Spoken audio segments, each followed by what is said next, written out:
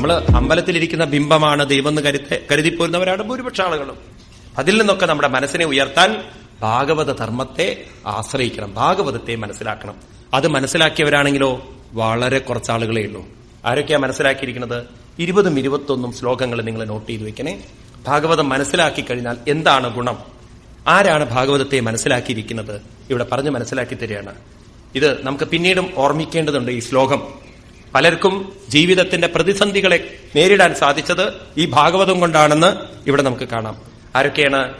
സ്വയംഭൂ നാരദ ശംഭൂ കുമാര കപിലോ മനോ പ്രഹ്ലാദോ ജനകോ ഭീഷ്മോ ബലിർവയ്യാസകീ വയം ദ്വാദശേ വിജാനീമോ ധർമ്മം ഭാഗവതം ഭടാം ഗുഹ്യം വിശുദ്ധം ദുർബോധം യജ്ഞാത്വാ അമൃതമശ്നുതേ. ഈ 2 ശ്ലോകങ്ങൾ. സ്വയംഭൂ, സ്വയംഭൂ എന്ന് പറഞ്ഞാൽ ബ്രഹ്മാവ്. നാരദൻ പറയേണ്ട ആവശ്യമില്ല. ശംഭു, ശംഭു എന്ന് പറഞ്ഞാൽ എറണാകുളത്തുള്ള ആൾക്കാരല്ലേ? സാക്ഷാൽ ശിവൻ, അതായത് എറണാകുളത്തപ്പൻ. കുമാരൻ, സനൽകുമാരൻ. കപിലോ, കപില ഭഗവാൻ. മനു, സ്വയംഭൂ മനു. പ്രഹ്ലാദോ, പ്രഹ്ലാദൻ ആരാണ്? ദേവനാണോ മനുഷ്യനാണോ അസുരനാണോ? ഒരു അസുരനായ കുട്ടി മനസ്സിലാക്കിയിരിക്കുന്നു. ജനകോ, ജനകൻ എന്ന് പറഞ്ഞാൽ സീതാജിയുടെ പിതാവ്. ഭീഷ്മോ, ഭീഷ്മ പിതാമഹൻ. അപ്പൊ ഭീഷ്മ പിതാമഹൻ ശരശയിൽ കിടക്കുമ്പോ അദ്ദേഹത്തിന് നല്ലവണ്ണം ഇതറിയാമായിരുന്നു, ഭാഗവതം നല്ലവണ്ണം അറിയാമായിരുന്നു. ബലി, ഇനി നമ്മൾ കടന്നു വരുന്ന കഥയിൽ വരുന്ന മഹാബലി. വയ്യാസഖി, വ്യാസപുത്രൻ. വയം, ഞാൻ എന്ന് പറഞ്ഞാൽ ഇവിടെ പറയുന്നത് ആരാണ്? യമരാജാവ്. ഞാനും മനസ്സിലാക്കിയിട്ടുണ്ട്.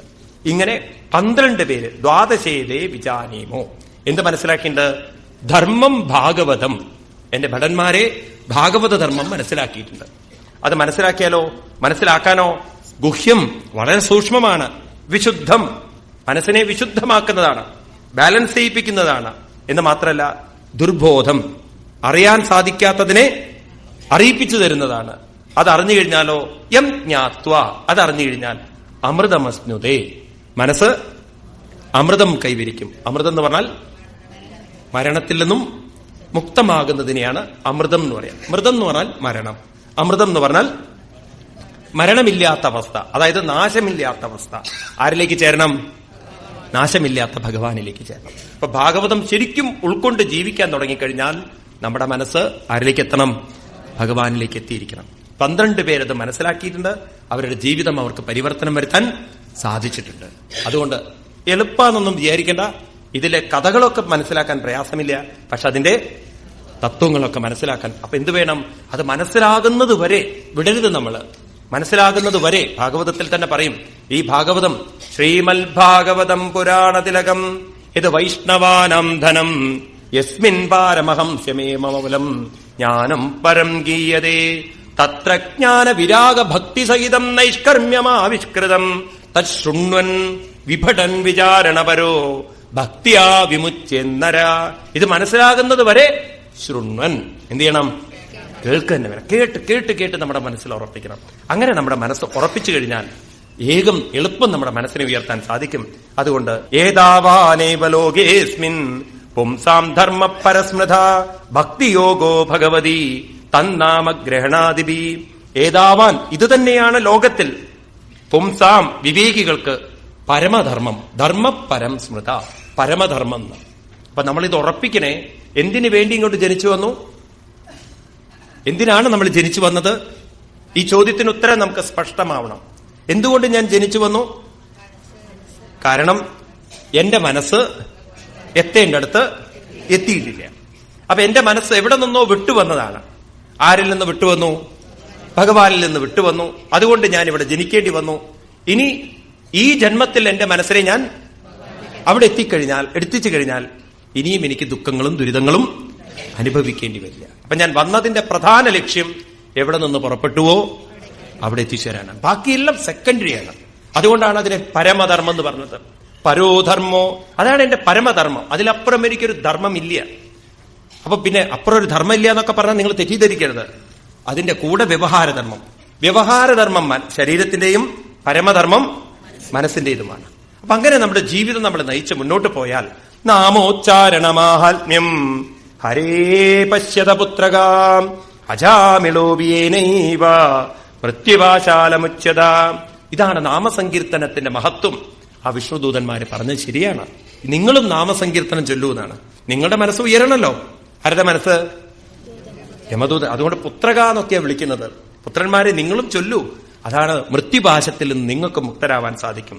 ഇപ്രകാരം പറഞ്ഞ് ഏതാവതാലമഖ നിർഘണായ പുംസം സങ്കീർത്തനം ഭഗവതോ ഗുണകർമ്മനാംനാം വികൃഷ്യ പുത്രമഘവാൻ യത അജാമിളോപി നാരായണ നാരായണായിതി മ്രിയമാണ ഇയായ മുക്തിം. ഏതാവതാലം അകം നിർഗരണായ പുംസം, എല്ലാ അകത്തിൽ നിന്നും അറിഞ്ഞോ അറിയാതെയൊക്കെ ചെയ്ത പാപത്തിൽ നിന്ന്. പാപം ചെയ്യുന്നത് ഒരുപക്ഷെ നമ്മൾ അറിഞ്ഞുകൊണ്ടൊന്നും ആവില്ല. ചില സാഹചര്യങ്ങളിൽ നമ്മൾ പാപം ചെയ്തു പോകണം. അതാണല്ലോ അർജുനൻ പറയുന്നത്, ഭഗവാനെ അധക്കേന പ്രയുക്തോയം പാപം ചരതി പൂരുഷ അനിശ്ചന്നഭിവാഷ്ണേയ ബലാധിപ നിയോജിത. ചില സന്ദർഭങ്ങളിൽ എന്റെ മനസ്സെന്നെ ചില തെറ്റായ കാര്യങ്ങൾ ചെയ്യാൻ പ്രേരിപ്പിക്കുന്നു. എനിക്കറിയാം തെറ്റാണെന്നൊക്കെ, പക്ഷെ എന്തോ ആ സമയത്ത് എനിക്ക് അതിൽ നിന്ന് മാറാൻ പറ്റുന്നില്ല. അതെന്താണ് കൃഷ്ണ കാരണം? ഭഗവാൻ പറയുന്നു, കാമയേഷ ക്രോധയേഷ രജോ ഗുണസമുദ്ഭവ മഹാശനോ മഹാപാത്മ വിദ്യേനമിഹ വൈരിനം. ഉള്ളിൽ കാമവും ക്രോധവും ഉണ്ടെങ്കിൽ അതൊക്കെ ഉള്ളോടത്തോളം കാലം അതിന് പറ്റിയൊരു അനുകൂല സാഹചര്യം വന്നാൽ നമ്മൾ ആ തെറ്റ് ചെയ്യാൻ ആ സമയത്ത് നമുക്ക് തെറ്റാണെന്ന് തോന്നില്ല. പക്ഷെ നമ്മുടെ ഉള്ളിന്റെ ഉള്ളിൽ അറിയാൻ നമുക്കത് തെറ്റാണെന്ന്. അതുകൊണ്ട് ഒരു പക്ഷേ ചില സാഹചര്യത്തിന്റെ പ്രേരണ കൊണ്ട് കാമം നമ്മളെ വല്ലാതെ പീഡിപ്പിക്കുന്ന സമയത്ത് മനുഷ്യൻ തെറ്റ് ചെയ്തു പോയേക്കാം, അറിഞ്ഞോ അറിയാതെയോ ചെയ്തു പോയേക്കാം. ഇനി അതിൽ ദുഃഖിച്ചിരിക്കുകയല്ല വേണ്ടത്. അങ്ങനെ സംഭവിച്ചു പോയല്ലോ, ഇനി അതും പറഞ്ഞിരിക്കുകയല്ല വേണ്ടത്. അതിൽ നിന്നും മനസ്സിനെ ഉയർത്തണം. അതിനെന്ത് വേണം? ഈ അജാമിളനെ നോക്കൂ. നാരായണായേതി, നാരായണ എന്നുള്ള മന്ത്രം ജപിച്ചുകൊണ്ട് അദ്ദേഹത്തിന്റെ മനസ്സിനെ ഉയർത്താൻ സാധിച്ചു. അതുകൊണ്ട് പ്രായേണ വേദത്തതിദം ന മഹാജനോയം ദേവ്യാ വിമോഹിതമതിർഭതമായയാലം ത്രയ്യാം ജഡീകൃതമതിർ മധുപുഷ്പിതായം വൈദാനികേ മഹതികർമ്മണി യുജ്യമാന. നമ്മളെ കളിയാക്ക യമരാജാവ്. ആളുകളുണ്ടല്ലോ എത്രയോ നല്ലൊരു ജന്മം കിട്ടിയിട്ടും വേദ ആ ഭഗവാന്റെ നാമമഹിമ അവർ മനസ്സിലാക്കുന്നില്ല. അവര് വിമോഹിതമതി, അവരുടെ മനസ്സായ വിമോഹിതമാണ്. അവരെന്ത് ചെയ്യുന്നു? ജഡീകൃത, ഈ ശരീരത്തിന്റെ സുഖത്തിനും മറ്റും വേണ്ടിയിട്ട് മധുപുഷ്പിതായം, ഓരോ വേദങ്ങളിൽ മധുപുഷ്പിതായ നല്ല നല്ല വാക്കുകൾ പറഞ്ഞിട്ടുണ്ട്. ആ കർമ്മം ചെയ്താൽ ഈ ഫലം കിട്ടും, ഇത് ചെയ്താൽ അത് കിട്ടും, ആ വഴിപാട് ചെയ്താൽ ഈ ഫലം കിട്ടും, ഈ വഴിപാട് ചെയ്താൽ ഈ ഫലം കിട്ടും. ഇങ്ങനെ കർമ്മണി യുജ്യമാന, നാമത്തിനോട് യോജിക്കുന്നതിന് പകരം കർമ്മങ്ങളിൽ യോജിക്കുന്നത്. നമ്മളെ കളിയൊക്കെയാണ്.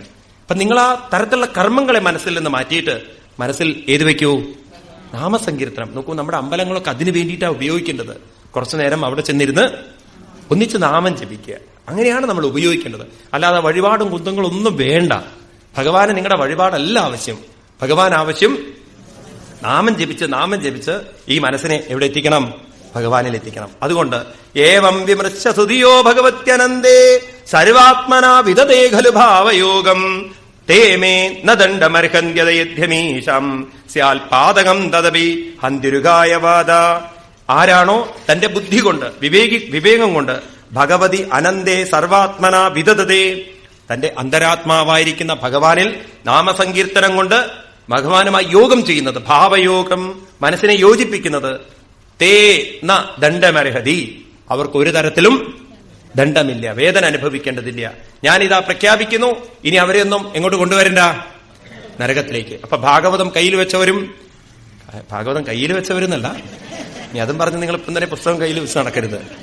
ഭാഗവതം വായിക്കുന്നവരും നാമം ചൊല്ലുന്നവരും മനസ്സിനെ ഭഗവാനിലേക്ക് തിരിക്കുന്നവരുമായിട്ടുള്ള ആളുകളൊന്നും തേ മേ ന ദണ്ഡം, അവർക്കൊരിക്കലും ഞാനിനി ദണ്ഡം കൊടുക്കില്ല എന്ന് അന്ന് ഇയാൾ സർട്ടിഫൈ ചെയ്തിട്ടുണ്ട്. ആര്? യമരാജാവ്. എന്ത് പാതകം ചെയ്താലും ശരി, യദ്യമീശം സ്യാൽ പാതകം, ഏത് പാതകം ചെയ്തവരാലും ശരി, ഞാൻ അവരൊക്കെ എക്സംപ്റ്റ് ചെയ്യുന്നു. അവരൊറ്റ ശക്തിയുണ്ട്. നാമസങ്കീർത്തനം കൊണ്ട് ആരെ ഉയർത്താം? മനസ്സിനെ ഉയർത്താം. ഭഗവാനിലേക്ക് നാമം ചെയ്തുകൊണ്ട് തിരിഞ്ഞു കഴിഞ്ഞാൽ അതിനും വലിയ മാജിക് വേറില്ല എന്ന് പറയണം. പിന്നെ അവരുടെ മനസ്സിനെ കണ്ടുപിടിക്കാൻ യമരാജാവിനോ അയാളുടെ ഭടന്മാരോ തെരഞ്ഞു നടന്നാൽ പോലും കണ്ടുപിടിക്കാൻ പറ്റില്ല. ബാക്കിയൊക്കെ ഒരുപക്ഷെ കണ്ടുപിടിക്കാൻ പറ്റിയെന്ന് വരും, എന്നാൽ ഇത് കണ്ടുപിടിക്കാൻ അത്രയും അത്ഭുതമാണ്. അപ്പോ ചോദിക്കുകയാണ്, അപ്പൊ ഇങ്ങോട്ട് ആരും കൊണ്ടുവരണം ചിലരെയൊക്കെ. താൻ ആനയദ്ധം അസതോ വിമുഖാൻ മുകുന്ദ പാദാരവിന്ദമകരന്തരജാജസ്രം നിഷ്കിഞ്ചനെ പരമഹംസകുലൈരസജ്ഞേ ജുഷ്ടാൽഘ്രയെ നിരയ പത്മനിബദ്ധ ദൃഷ്ണൻ. താൻ ആനയദ്ധം അവരെ കൂട്ടിക്കൊണ്ടുവന്നോളൂ. ആരെയാണ്? വിമുഖാൻ. ആരിൽ നിന്ന്? ഭഗവത്പാദാരവിന്ദം. ഭഗവാനിലേക്ക് മനസ്സ് തിരിക്കാതെ ഈ പഴയ കാര്യങ്ങളും ഓർത്ത് ഞാൻ പണ്ട് അതായിരുന്നു, പണ്ട് ഇതായിരുന്നു, ഇതാണ് കാര്യം, ശരീരത്തിന്റെ വിഷങ്ങൾ, മുട്ടുവേദന, തലവേദന, മറ്റു വേദന, ഇതൊക്കെ പറഞ്ഞുകൊണ്ടിരിക്കുന്ന ആളുകൾക്കൊക്കെ ബാക്കി വേദന ഞാൻ അവിടുന്ന് കൊടുത്തോളാം. അവരാരാണ്? ബദ്ധദൃഷ്ടാൻ ഗൃഹേ നിരയ പത്മനി. വീട്ടിൽ നിന്ന് ഇറങ്ങാതെ ഒന്നിനും സമയമില്ല. ഒരു സത്സംഗത്തിന് പോകും, സമയമില്ല. എന്നാ പിന്നെ വല്ലതിനും സമയമുണ്ടോ? ഉണ്ട്. മുട്ടുവേദന പറയാൻ സമയമുണ്ട്, തലവേദന പറയാൻ സമയമുണ്ട്, സീരിയൽ കാണാൻ നല്ലോണം സമയമുണ്ട്. ഇങ്ങനെയൊക്കെയുള്ള സമയങ്ങളൊക്കെ അതിന് മാത്രം ജീവിതം ചെലവഴിച്ച് ഈ പേരക്കുട്ടികളും അതിന് പുട്ടും കടലയും ഉണ്ടാക്കി, ഇതിന് വെള്ളപ്പം ഉണ്ടാക്കി, അതിന് ഇഷ്ടം ഉണ്ടാക്കി, അതിൽ മാത്രം മനസ്സ് വെച്ച് അടയും അപ്പവും ഉണ്ടാക്കിക്കൊണ്ട് ജീവിതം നയിക്കുന്ന ആളുകൾ വെറും ഗൃഹജീവിതത്തിൽ ഇതൊന്നും ഉണ്ടാക്കരുതെന്നല്ലേ പറയുന്നത്? അതിനുവേണ്ടി സമയം മാത്രം, അതിനുവേണ്ടി മാത്രം ചെലവഴിക്കരുത്. സജ്ജനങ്ങൾ നിഷ്കിഞ്ചനൈ പരമഹംസകുലൈരസജ്ഞൈ, സജ്ജനങ്ങളുടെ കൂടെ ചേർന്ന് അല്പം നാമസങ്കീർത്തനം ചെയ്യാൻ സമയമില്ലാത്തവരെയൊക്കെ എവിടെ കൊണ്ടുവരണം? നരകത്തിൽ കൊണ്ടുവരണം. ബാക്കി ഷോ ഞാൻ അവിടെ വെച്ച് കാണിച്ചു കൊടുക്കാന്നാണ്. അപ്പൊ സീരിയൽ മിസ്സായാലും കുഴപ്പമില്ല, ബാക്കി ഭാഗം, കരയുന്ന ഭാഗമൊക്കെ, ഇവിടെ ചിരിക്കേണ്ട ഭാഗങ്ങളൊക്കെ നിങ്ങൾ ചിരിച്ചോളൂ, പക്ഷെ ബാക്കിയുള്ള ഭാഗങ്ങളൊക്കെ അവിടെ കാണിച്ചിരും. ഇനി അതിനും അപകടം പിടിച്ചവര് പറയുന്നുണ്ട്. അതാരാണ്? ജിഹ്വാനഭക്തി ഭഗവൽ ഗുണനാമധേയം ചേതസ്സനസ്മരതിതച്ചരണാരവിന്ദം കൃഷ്ണായനോ നമതിയച്ചിരയേ ഗദാബി താനാനയദ്വമസതോ അകൃത വിഷ്ണുകൃത്യൻ. നാവുണ്ട്, എന്നാലും നാമം ജപിക്കില്ല. നാരായണ ഏതി മന്ത്രോസ്തി ജിഹ്വാസ്തി വയവർത്തിനി. നാരായണ എന്ന നാമമുണ്ട്, ജിഹയുണ്ട്, വയവർത്തിനി പറഞ്ഞാൽ അനുസരിക്കുകയും ചെയ്യും. എന്നാലും സമയമില്ല എത്ര അവർക്ക്. അങ്ങനെ സമയമില്ലാത്ത ആളുകൾക്കൊക്കെ ചേതസ്ചനസ്മരതി, തന്റെ ചേതസ്സുകൊണ്ട് മനസ്സുകൊണ്ട് ഭഗവാനെ സ്മരിക്കാൻ സമയമില്ലാത്തവർക്ക്, ഭഗവാനെ നമസ്കരിക്കാൻ സമയമില്ലാത്തവർക്ക് ഞാൻ ധാരാളം സമയം കൊടുക്കാറുണ്ട്. എവിടെ? നരകത്തിൽ ചെന്നാൽ അതിനപ്പുറം അവർക്ക് സമയം ഉണ്ടായിക്കൊള്ളും. അവൻ ഭഗവാൻ ധാരാളം സമയം കൊടുക്കും. എന്ന് വെച്ചാൽ എന്താ അർത്ഥം? കുറെ കിടന്ന് ചാവും തന്നെ. അങ്ങനെ ഒന്നും എളുപ്പം പോവില്ല അവര്, കുറെ അനുഭവിക്കവര്. അതുകൊണ്ട് നിങ്ങൾ അങ്ങനെ ആവരുത് കുട്ടികളെ. ഇനി നിങ്ങൾ ക്ഷമ ചോദിക്കൂ. യമരാജാവ് ക്ഷമ ചോദിക്കുകയാണ്. എന്തിനാ ക്ഷമ ചോദിക്കുന്നത്? ഭഗവാനിലേക്ക് മനസ്സ് തിരിച്ച, ഭഗവാനിലേക്ക് നാമസങ്കീർത്തനത്തിലൂടെ തിരിഞ്ഞ ഒരു മഹാത്മാവിനെ ചെന്ന് പാപിഷ്ഠനാണെന്ന പേരിൽ ഒരു അജാമിളനെ പോയി പിടിച്ച നിങ്ങളുടെ പ്രവൃത്തി തെറ്റാണ്. അതുകൊണ്ട് നിങ്ങൾ ചെയ്ത പ്രവൃത്തിക്ക് നിങ്ങൾ ഭഗവാനോട് ക്ഷമ ചോദിക്കണം. അപ്പൊ നമ്മളൊക്കെ ഭഗവാനിലേക്ക് തിരിഞ്ഞാൽ യമദൂതന്മാർ തൊട്ടാൽ പോലും യമരാജാവ് എന്ത് ചെയ്യും? ക്ഷമ ചോദിക്കും.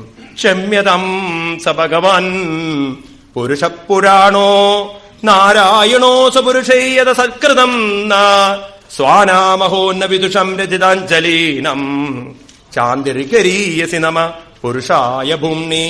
ക്ഷമ്യതാം ഭഗവാൻ നാരായണ സപുരുഷേ യത് അസകൃതം. ഭഗവാൻ നാരായണ, ഞങ്ങളുടെ കുട്ടികൾ ചെയ്തിരിക്കുന്ന, ഞങ്ങൾ ചെയ്തിരിക്കുന്ന തെറ്റിനെ, എന്റെ ദൂതന്മാർ ചെയ്തിരിക്കുന്ന തെറ്റിനെ ക്ഷമ്യതം, ക്ഷമിച്ചാലും. കാരണം അങ്ങയുടെ പാതാരവിന്ദത്തിലേക്ക് മനസ്സ് തിരിച്ച ഒരാളെ എന്റെ ഭടന്മാര് ചെന്ന് പോയി പിടിച്ചു, അവർ ചെയ്ത തെറ്റാണ്. ഭഗവാനെ അങ്ങേ അവരോട് ക്ഷമിക്കണമേ. നമ പുരുഷായ ഭൂമ്നി. ആ ഭഗവാനെ നമസ്കരിച്ചു യമരാജാവ്. അപ്പൊ നമ്മളെ ഓർമ്മിപ്പിക്കുകയാണ്, ആര് ഭാഗവതത്തിലൂടെ, സജ്ജനങ്ങളിലൂടെ, നാമസങ്കീർത്തനത്തിലൂടെ എന്തെല്ലാം തരത്തിലുള്ള ജീവിതമാണ് അനുഭവിച്ചതെങ്കിലും ഇനിയെങ്കിലും ഇവിടുന്ന് ശ്രദ്ധ ആരിലേക്ക് തിരിക്കണം?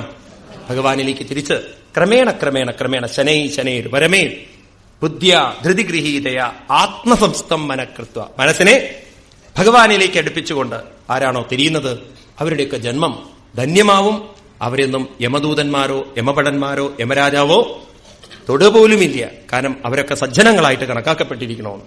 അതുകൊണ്ട് അവസാനം നമ്മൾ ഓർമ്മിപ്പിക്കണോ, തസ്മാൽ സങ്കീർത്തനം വിഷ്ണോ ജഗന്മംഗളമംഖസം മഹദാമപി ഗൗരവ്യ വിദ്യേ കാന്തിക നിഷ്കൃതിം ശൃണ്വതാം ഗൃണ്ണതാം വീര്യാണിയുദ്ധാമാനി ഹരേർമുഹു യഥാ സുജായതാ ഭക്തിയാ ശുദ്ധ്യേന്ന ആത്മാ വ്രതാദവി. ഭഗവാന്റെ നാമസങ്കീർത്തനം കേട്ടുകൊണ്ടും ഭഗവാന്റെ നാമം ചൊല്ലിക്കൊണ്ടും ക്രമേണ ക്രമേണ ആ ഹരിയിലേക്ക് സുജായതാ ഭക്തിയ, ഭക്തി വളർത്തിക്കൊണ്ടുവന്ന്, ഭക്തി കൂട്ടിക്കൊണ്ടുവന്ന് ഭഗവാനിലേക്ക് മനസ്സ് ഘടിപ്പിക്കാൻ സാധിച്ചാൽ ഇതിൽ പരം ശുദ്ധി വേറെ ഒന്നിലൂടെയും ഉണ്ടാവാൻ പോകുന്നില്ല.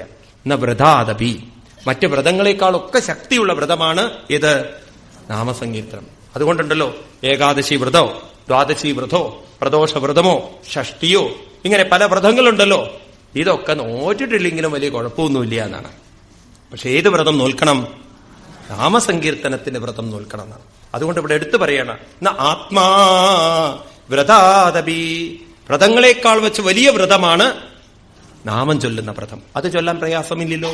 അതിന് കുളിക്കണം എന്നില്ല, പല്ലുതേക്കണം എന്നില്ല, പക്ഷെ എണീക്കണം. ഇനിയിപ്പം പറയും, എന്നാ പിന്നെ സ്വാമി എണീക്കേണ്ടതും ഇല്ലല്ലോ എന്ന്. എണീക്കണം. എണീറ്റിട്ട് നാമം ജപിക്കുന്ന വേണം. അങ്ങനെ മനസ്സിനെ ഉയർത്താൻ സാധിച്ചാൽ, മനസ്സ് ഭഗവാനിലേക്ക് എത്താൻ സാധിച്ചാൽ, അതിൽ പരം ശുദ്ധി മറ്റൊന്നുകൊണ്ടും കിട്ടാൻ പോകുന്നില്ല. എന്ന് വെച്ചിട്ട് നിങ്ങൾ ഏകാദശി ഒന്നും നോൽക്കരുതെന്നല്ലേ പറയണത്. അതായത് അതിനേക്കാളെല്ലാം ശക്തി ഏതിനുണ്ട്? നാമസങ്കീർത്തനം കൊണ്ടുണ്ട് എന്ന് പറയാണ്. മറ്റേതൊക്കെ നമ്മൾ ഉപവാസം അനുഷ്ഠിക്കുക എന്ന് പറഞ്ഞാൽ ഉപ്പുമാവുവാസമാണല്ലോ നമ്മുടെ ഇപ്പോഴത്തെ ഉപവാസം. അതുകൊണ്ട് ഇങ്ങനെ നമ്മുടെ മനസ്സിനെ ഉയർത്തണം എന്ന് പറഞ്ഞുകൊണ്ട് ഇത്തം സ്വഭൃത്തകൃതിതം ഭഗവൻ മഹിത്വം സംസ്മൃത്യ വിസ്മൃതയോ യമകിങ്കരാസ്തേ നൈവാച്യുതാശ്രയജനം പ്രതിശങ്കമാന ദ്രഷ്ടം ച ബിഭ്രതി തത പ്രഭൃതി സ്മരാജൻ. ഇത്തം സ്വഭൃത്തകൃതിതം, യമരാജാവ് പറഞ്ഞതെല്ലാം ഭഗവൻ മഹിത്വം, ഭഗവാന്റെ മഹിമയെല്ലാം സംസ്മൃത്യ, നല്ലവണ്ണം സ്മരിച്ച് മനസ്സിലാക്കിക്കൊണ്ട്, വിസ്മിതയോ, അത്ഭുത പരതന്ത്രരായിക്കൊണ്ട് ആ യമകിങ്കരന്മാര് അവിടെ വെച്ച് തീരുമാനിക്കുകയാണ്, ഏവ അച്യുത ആശ്രയജനം പ്രതിശങ്കമാന, ഇനി ഞങ്ങൾ അച്യുതനെ ആശ്രയിക്കുന്നവരെയൊന്നും ഞങ്ങൾ പോയി തൊടില്ല എന്ന് പറയാണ്. എന്ന് മാത്രമല്ല ദ്രഷ്ടും ച ബിഭ്രതി, അവരെ കാണുമ്പോൾ തന്നെ ഞങ്ങൾക്ക് പേടിയാണ്, വല്ല അപകടമാവോ എന്നുള്ളത്. അതുകൊണ്ട് ഇനി അവരെ തൊടാൻ പോകുന്ന പ്രശ്നമില്ലെന്ന് അവർ പ്രതിജ്ഞ ചെയ്തിരിക്കണമെന്ന്. യമദൂതന്മാര് പേടിക്കാൻ കാരണം നിങ്ങളുടെയൊക്കെ മനസ്സ് ഭഗവാനിലേക്ക് തിരിഞ്ഞതുകൊണ്ടാണ്. ആ സമയത്ത് സീരിയലാണ് കാണുന്നതെങ്കിലോ നിങ്ങൾ യമദൂതന്മാരെ കാണുമ്പോൾ നിങ്ങൾ പേടിക്കും. അപ്പൊ അതിനിടവരുത്തരുത്. ഭഗവാനിലേക്ക് മനസ്സ് തിരിച്ചുകൊണ്ട് നമ്മുടെയൊക്കെ മനസ്സ് ധന്യമാവട്ടെ എന്ന് പ്രാർത്ഥിച്ചുകൊണ്ട് ഇവിടെ ഉപസംഹരിപ്പിക്കുകയാണ്. ഇതിഹാസമിമം കുഖ്യം ഭഗവാൻ കുംഭസംഭവാം കഥയാമാസവലയാം ആസീനോ ഹരിമർച്ചയൻ. ഈ കഥ പണ്ട് ഭഗവാൻ കുംഭസംഭവ ആര് പറഞ്ഞു? ഈ രഹസ്യം അഗസ്ത്യ മഹർഷി മലയപർവ്വതത്തിൽ വെച്ച് ഇങ്ങനെ പറയപ്പെട്ടതാണെന്ന് പറഞ്ഞ് ഉപസംഹരിപ്പിക്കുകയാണ്. ഇതാണ് അജാമിളോപാഖ്യാനം. അജാമിൾ എന്ന് പറഞ്ഞാൽ തന്നെ കഥ, അതിന്റെ അർത്ഥം അജം എന്ന് പറഞ്ഞാൽ ജനനമരണമില്ലാത്ത ആത്മാവിനോട് മീളനം ചെയ്തവൻ ആരോ അവൻ അജാമിളൻ. അജം എന്നുള്ള ശബ്ദത്തിന് രണ്ടർത്ഥമുണ്ട്. ഒന്ന് ജനനമില്ലാത്തത്, ജനനമരണമില്ലാത്തത്. അത് ജനനമരണമില്ലാത്തത് മനസ്സിനും ജനനമരണമില്ല, മനസ്സിനും ജനനമരണമില്ല, ഉള്ളിൽ നിറഞ്ഞിരിക്കുന്ന ചൈതന്യത്തിനുമില്ല. മനസ്സിനോട് മീളനം ചെയ്തവൻ കാമക്രോധങ്ങൾക്ക് വശംവദനാവും. ആദ്യം അദ്ദേഹം മനസ്സിന് വശംവദനായി, അപ്പൊ ഒരു പെണ്ണിലേക്ക് കാമം കൊണ്ട് ഒരു പെണ്ണിലേക്ക് ആകർഷിതനായി. പിന്നീട് അദ്ദേഹം അതേ മനസ്സിനെ ആരിലേക്ക് തിരിച്ചു? ജനനമരണമില്ലാത്ത ഭഗവാനിലേക്ക് തിരിച്ചപ്പോഴോ അദ്ദേഹം മുക്തനുമായി തീർന്നു പറയാണ്. ഇങ്ങനെ നമുക്ക് മനസ്സിലോടും ചേരാൻ സാധിക്കും, മനസ്സിനെ കൊണ്ട് ഭഗവാനിലേക്കും ചേരാൻ സാധിക്കും. അങ്ങനെയുള്ളൊരു ശക്തി നമ്മുടെ മനസ്സിനുണ്ടെന്ന് ഓർമ്മിപ്പിച്ച് ഇവിടെ ഉപസംഹരിപ്പിക്കണം. ഇനി അതിരസകരമായൊരു കഥയാണ് വൃത്രാസുര ചരിതത്തിലേക്ക് കടക്കുന്നത്. അപ്പൊ അതിനു മുമ്പ് നാരദ മഹർഷി ദക്ഷന്റെ പുത്രന്മാരോട് ചില ചോദ്യങ്ങളും ഉത്തരങ്ങളും ഒക്കെ പറയുന്നുണ്ട്. പിന്നീട് മറ്റൊരു പ്രധാനപ്പെട്ട ഒരു ഭാഗമാണ് ഭാഗവതത്തിലെ 6ാമത്തെ സ്കന്ധത്തിൽ വരുന്നൊരു പ്രധാനപ്പെട്ട മന്ത്രമാണ് നാരായണ കവചം എന്നുള്ളത്. ഏതൊരു വ്യക്തിയും ജനിച്ചു വീഴുമ്പോൾ തന്നെ അവനിൽ അനന്ത ശക്തികളും കഴിവുകളും നിറച്ചു വെച്ചുകൊണ്ടാണ് ഇങ്ങോട്ട് വന്നിരിക്കുന്നത്. പക്ഷെ കാലം കൊണ്ട് എന്ത് പറ്റുന്നു ചോദിച്ചു കഴിഞ്ഞാൽ നമ്മളിൽ നിറച്ചു വെച്ചിരിക്കുന്ന കഴിവുകളെയും ശക്തികളെയും സാധ്യതകളെയും അതുപോലെ നമ്മളുടെ സർഗാത്മകമായ കഴിവുകളെയൊക്കെ എങ്ങനെയോ നമ്മൾ മിസ്സായി പോകുന്നു പറയാം, നമ്മൾ അറിയുന്നില്ല. അതിന് പ്രധാന കാരണം നമ്മൾ വളർന്നു വരുന്ന സാഹചര്യം, കുട്ടിക്കാലത്തെ നമുക്ക് നല്ല ആളുകളുമായിട്ടുള്ള സമ്പർക്കങ്ങളില്ലായ്മ, അങ്ങനെയൊക്കെ വരുമ്പോണ്ടല്ലോ നമ്മൾ വെറും ഒരു പാറ്റേണിൽ അങ്ങനെ ജീവിച്ചു പോവുകയാണ്. വിദ്യാഭ്യാസം അങ്ങനെ ഇങ്ങോട്ട് പോകും. അങ്ങനെ നമ്മൾ ജീവിച്ച് മുന്നോട്ട് പോകുമ്പോഴാണ് നമ്മൾ മനസ്സിലാവുന്നത്, എനിക്ക് ഇതൊന്നും ആയിരുന്നില്ല, ഇതിനും അപ്പുറത്തേക്കൊക്കെ കടക്കണം എന്ന്, ഉയരണം എന്നൊക്കെ മോഹം ഉണ്ടായിരുന്നു. പക്ഷെ ഇപ്പൊ എനിക്കതൊന്നും സാധിക്കുന്നില്ല ഒരു വശത്ത്. അല്ലെങ്കിൽ നമ്മൾ കുറെ വയസ്സാകുന്ന സമയത്ത് ഇതുപോലെയൊക്കെ നമ്മൾ സത്സംഗങ്ങൾ കേൾക്കുമ്പോഴാണ് നമ്മൾ മനസ്സിലാവുന്നത് നമ്മുടെ മനസ്സിന് ഒരുപാട് ശക്തിയും കഴിവുകളൊക്കെ ഉണ്ട്. പക്ഷെ മനസ്സിലാക്കുമ്പോഴേക്കും നമുക്കൊരു സംശയം, ഇനി എനിക്ക് എന്റെ മനസ്സിനെ ഉയർത്താൻ സാധിക്കുമെന്നൊക്കെയുള്ളൊരു സംശയം. ഇവിടെയാണ് നമ്മൾ ഇനിയുള്ള ജീവിതത്തെ നമ്മൾ വാർത്തെടുക്കേണ്ടത് പറയാണ്. ഒരിക്കലൊരു കമ്പനിയിൽ ഒരുപാട് സ്റ്റാഫുകൾ വർക്ക് ചെയ്യുന്ന കമ്പനിയിൽ ഒരു ദിവസം എല്ലാവരും കമ്പനിയിൽ വരുന്ന സമയത്ത് അവിടെ ഒരു ബോർഡ് വെച്ചിട്ടുണ്ട്. നിങ്ങളുടെ പുരോഗതിയെ തടസ്സപ്പെടുത്തിയ വ്യക്തി നമുക്ക് നഷ്ടപ്പെട്ടു, അതുകൊണ്ട് അദ്ദേഹത്തിന്റെ മരണത്തിൽ അനുശോചനം അറിയിക്കാൻ നിങ്ങളെല്ലാവരും മീറ്റിംഗ് ഹാളിലേക്ക് വരണമെന്ന്. എല്ലാവർക്കും രാവിലെ തന്നെ സങ്കടമായി. ആരാവോ മരിച്ചത്? പേര് വെച്ചില്ലാണ്ട് നിങ്ങളുടെ പുരോഗതിയെ തടസ്സം സൃഷ്ടിക്കുന്ന വ്യക്തിയാണ് പോയിരിക്കുന്നത്. ആളുകൾക്ക് അതിശയായി. മരിച്ചതിന്റെ ദുഃഖം ഒരു വശത്ത്, നമ്മളുടെ ഒരു കോവർക്കർ, നമ്മുടെ കൂടെ വർക്ക് ചെയ്ത ഒരാൾ മരിച്ചുപോയില്ലേ. എന്നാൽ അവർക്ക് അതിശയം, ആരാണ് ഇത്രയും കാലം നമ്മുടെ പുരോഗതിയെ തടസ്സപ്പെടുത്തിയ വ്യക്തി? ചിലര് പറയുന്നുണ്ട്, അപ്പൊ കള്ളൻ കപ്പലിൽ തന്നെയായിരുന്നു ഒന്നും, അതായത് ഇവിടെ തന്നെയായിരുന്നു നമ്മുടെ ശത്രു ഇല്ലേ എന്ന്. അങ്ങനെ ഓരോരുത്തർ ഓരോ ചിന്തകളൊക്കെ അവിടെ മീറ്റിംഗ് ഹാളിൽ ചെന്നിരുന്നു. ബോഡിയൊന്നും വന്നിട്ടില്ല. സെക്യൂരിറ്റിക്കാർ ഓരോരുത്തരെയും പിടിച്ചിരുത്തി. എല്ലാവർക്കും അതിശയം, ആരാണ് ഈ മരിച്ചിരിക്കുന്ന വ്യക്തി എന്ന്. എല്ലാവരും ഇരുന്നതിന് ശേഷം കൊണ്ടുവന്നു പെട്ടി. അതവിടെ വെച്ചു. പറഞ്ഞു, മീറ്റിംഗ് ഹാളിന്റെ പുറകിലൊരു റൂമുണ്ട്, അവിടെ കൊണ്ടുവയ്ക്കാം. ഓരോരുത്തരായിട്ട് അതിന്റെ അകത്തേക്ക് പോവുക, അവിടുന്ന് പുറത്തേക്കുള്ള ഡോറിലൂടെ പോവുക, തിരിച്ചിങ്ങോട്ട് വരരുത്. ഓരോരുത്തർ പോകുന്നു. ആരായി മരിച്ച വ്യക്തി എന്നറിയണം. ഇത്രയും കാലം നമ്മുടെ പുരോഗതിയെ തടസ്സപ്പെടുത്തിയത് ആരാന്നറിയണം. അവിടെ ചെന്ന് ആരാ എന്നറിയാനുള്ള ഔത്സുക്യത്തോടുകൂടി നോക്കുന്നവര് ആ പെട്ടിയിൽ നോക്കുമ്പം ഷോക്കേറ്റതുപോലെയാവുന്നു. പെട്ടെന്നൊരു ഷോക്ക്. എന്തോ അവരുടെ മനസ്സിലാരോ അടിക്കുന്നത് പോലെ തോന്നല്. അത് കഴിഞ്ഞ് അവര് പുറത്തു പോകും. അവരിങ്ങോട്ട് വരാത്തോണ്ട് ആരാ മരിച്ചതെന്ന് മറ്റുള്ളവർക്കും അറിയില്ല. ഇങ്ങനെ ഓരോരുത്തർ വന്നു, അവരും കടന്നുപോയി. എല്ലാവർക്കും പോകുമ്പോൾ ഒരു അതിശയം, ആരാണ് മരിച്ചിരിക്കുന്നതെന്ന്. വിഷമത്തോടുകൂടിയിട്ടാണ് പോകുന്നത്. പക്ഷെ അവിടെ ചെന്ന് നോക്കുമ്പം ഒരു ഷോക്ക് തന്റെ മനസ്സിൽ. അങ്ങനെ എല്ലാവരും കഴിഞ്ഞു. എല്ലാവരും ഒരു സ്ഥലത്ത് ഒത്തുകൂടി. എന്നിട്ട് പരസ്പരം മുഖത്തേക്ക് നോക്കി. ആരായിരുന്നു ഇത്രയും പെട്ടിയിൽ?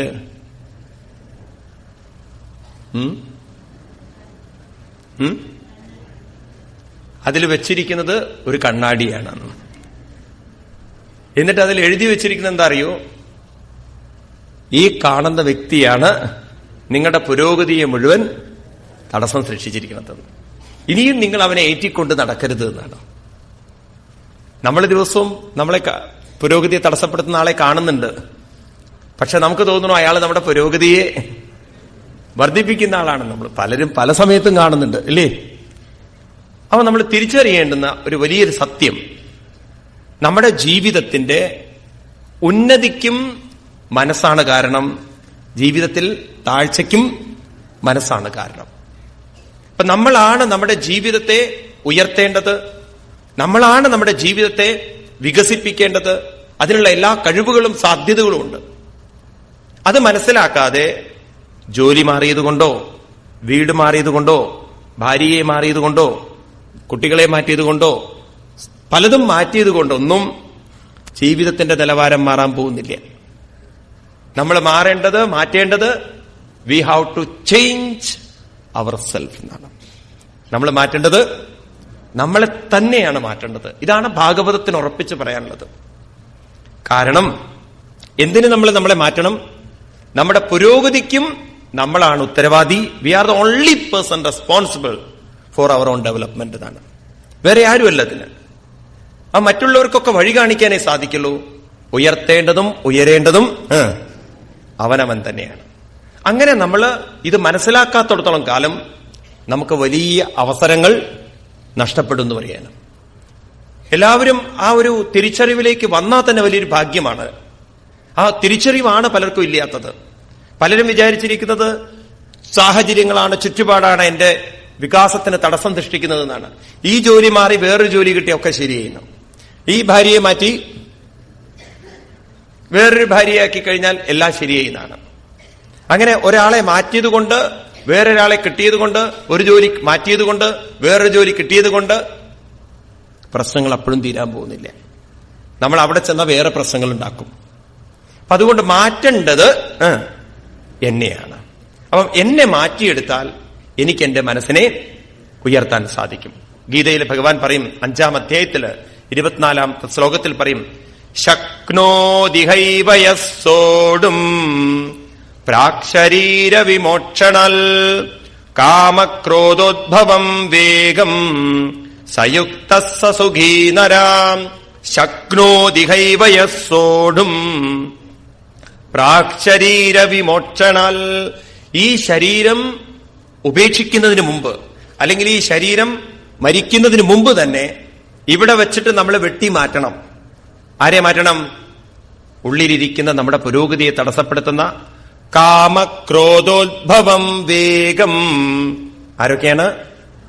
കാമവും ക്രോധവും തുടങ്ങിയിട്ടുള്ള, അതായത് നമ്മുടെ പിടിവാശികള്, നമ്മുടെ തെറ്റായ ചില ധാരണകള്, ഇതൊക്കെ മാറ്റിക്കൊണ്ട് നമ്മൾ മനസ്സിനെ ഉയർത്താൻ ശ്രമിച്ചാൽ സസുഖി, അവൻ സുഖിയാണ്, അവൻ ശ്രേഷ്ഠനാണ്, സയുക്ത, അവൻ യുക്തനാണ്. അപ്പൊ എവിടേക്കാണ് നമ്മുടെ മനസ്സിനെ മാറ്റേണ്ടത്? ഭാഗവതം പറയുന്നു, ഭഗവത്ഗീതയൊക്കെ പറയുന്നു. 25-ാമത്തെ ശ്ലോകത്തിൽ ഭഗവാൻ ആവർത്തിക്കും, യോന്ത സുഗോന്തരാരാമ തദാന്തർജ്യോതിരേവയാം സയോഗി ബ്രഹ്മനിർവാണം ബ്രഹ്മഭൂതോതി ഗച്ഛതി. നിങ്ങളുടെ മനസ്സിനെ മാറ്റുക എന്ന് പറഞ്ഞാൽ എന്താ അർത്ഥം? മനസ്സിനും അപ്പുറത്ത് മനസ്സിനെ നിലനിർത്തുന്നത്, മനസ്സിനെ ശരീരത്തിൽ നിലനിൽക്കാൻ സാധിക്കുന്നത് ഈ ശരീരത്തിൽ ഉള്ളിൽ നിറഞ്ഞിരിക്കുന്നൊരു ചൈതന്യമുള്ളത് കൊണ്ടാണ്. അതിലേക്ക് നമ്മുടെ മനസ്സിന്റെ ശ്രദ്ധ തിരിക്കാൻ സാധിക്കും തോറും മനസ്സിന് മാറ്റം വരുന്നു പറയാണ്. മനസ്സിന് ശക്തി കൂടും, മനസ്സിന് ധൈര്യം കൂടും, മനസ്സിന് കഴിവ് കൂടും, മനസ്സിന് അറിവ് കൂടും. എളുപ്പമായൊരു മാർഗം ഇതാണ്. അപ്പൊ നമുക്ക് ദൂരേക്കല്ല മാറ്റേണ്ടത് അവനവനിൽ തന്നെയാണ്. അപ്രകാരം നമ്മുടെ മനസ്സിനെ മാറ്റിമറയ്ക്കാൻ സഹായിക്കുന്നു ഭാഗവതത്തിലെ ഓരോ കഥയും. ഇനി നമുക്ക് കാണേണ്ടുന്ന കഥ 4ാധ്യായത്തില്, അവിടെ ദക്ഷന്റെ പുനർജനനവും, പിന്നെ ദക്ഷൻ പ്രജാ സൃഷ്ടിക്ക് വേണ്ടിയിട്ട്, അല്ലെങ്കിൽ പ്രജകളുടെ വിപുലീകരണത്തിന് വേണ്ടി ചെയ്യുന്ന തപസ്സും, അങ്ങനെ അദ്ദേഹത്തിനുണ്ടാവുന്ന ആ പരമ്പരകളുടെ കഥയൊക്കെയാണ്.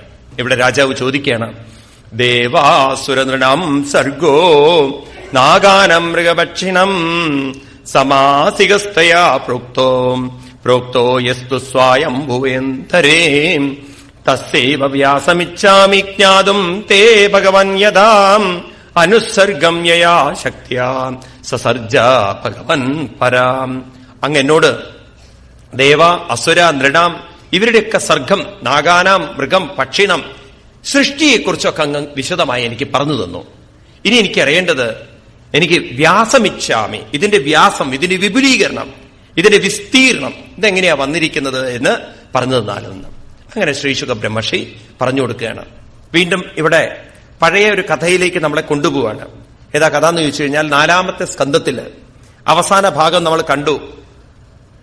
ഒരു യാഗം ചെയ്തിട്ട് പിന്നീട് പുരഞ്ജനോപാഖ്യാനം എന്നുള്ളൊരു കഥ പറഞ്ഞു കൊടുത്ത ഒരാളുണ്ടല്ലോ, ഓർക്കുന്നുണ്ടോ നിങ്ങൾ ആ കഥാപാത്രത്തെ? പ്രാചീന ബർഹിസ് എന്ന് പറഞ്ഞിട്ട്. അദ്ദേഹത്തിന് 10 കുട്ടികളുണ്ടായിരുന്നു എന്ന് പറഞ്ഞു. അവരുടെ പേരായിരുന്നു പ്രജേതസ്സുകൾ. ആ പ്രജേതസ്സുകളെ വീണ്ടും ഇങ്ങോട്ട് കൊണ്ടുവരികയാണ്. അവരുടെ ആ തപസ്സും കാര്യങ്ങളും, അവർക്ക് കുട്ടിയുണ്ടായ കാര്യങ്ങളൊക്കെ പറയാണ്. എന്താ കഥ?